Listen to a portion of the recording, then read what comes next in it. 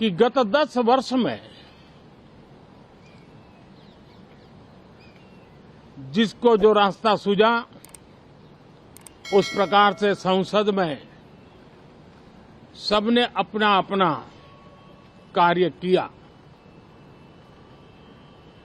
लेकिन मैं इतना जरूर कहूंगा कि जिनको आदतन हुड़दंग करने का स्वभाव बन गया है, जो आदतन लोकतांत्रिक मूल्यों का चीरहरण करते हैं, ऐसे सभी माननीय सांसद आज जब आखिरी सत्र में मिल रहे हैं तब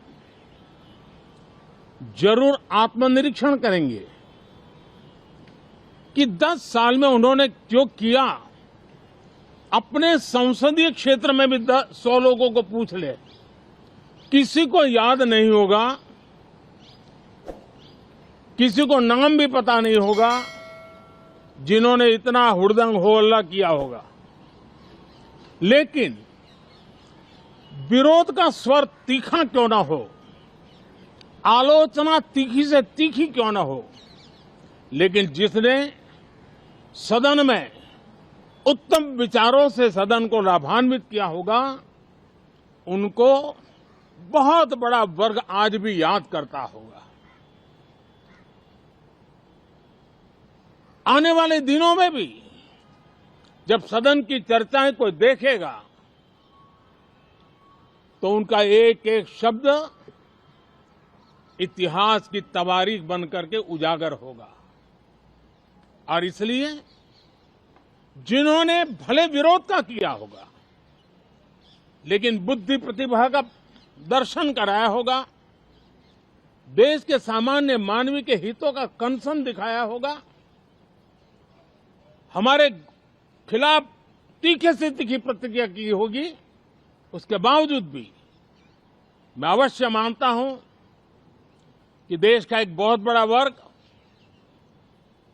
लोकतंत्र प्रेमी सभी लोग इस व्यवहार की सराहना करते होंगे। लेकिन जिन्होंने सिर्फ और सिर्फ नकारात्मकता, हुड़दंग, शरारतपूर्ण व्यवहार ये जो किया होगा, उनको शायद ही कोई याद करे।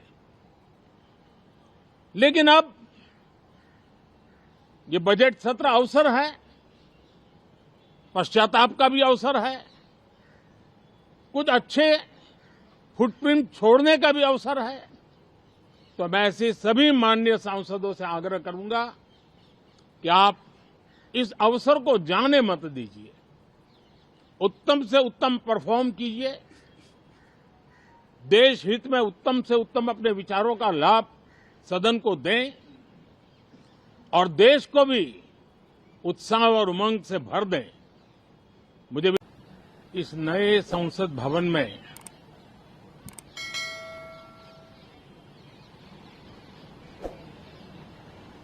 जो पहला सत्र हुआ था, उसके आखिर में इस संसद ने एक बहुत ही गरिमापूर्ण फैसला लिया था और वो फैसला था नारी शक्ति वंदन अधिनियम। और उसके बाद 26 जनवरी को भी हमने देखा किस प्रकार से देश ने कर्तव्य पथ पर नारी शक्ति के सामर्थ्य को, नारी शक्ति के शौर्य को, नारी शक्ति के संकल्प की शक्ति को अनुभव किया। और आज बजट सत्र का आरंभ हो रहा है, तब राष्ट्रपति द्रौपदी मुर्मू जी का मार्गदर्शन और कल निर्मला सीतारमण जी के द्वारा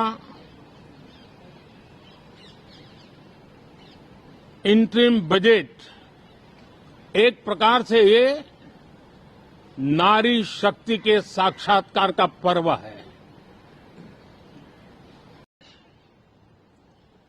कि जब चुनाव का समय निकट होता है तब आमतौर पर पूर्ण बजट नहीं रखा जाता है। हम भी उसी परंपरा का निर्वाह करते हुए पूर्ण बजट नई सरकार बनने के बाद आपके समक्ष लेकर के आएंगे। इस बार एक दिशा निर्देशक बातें लेकर के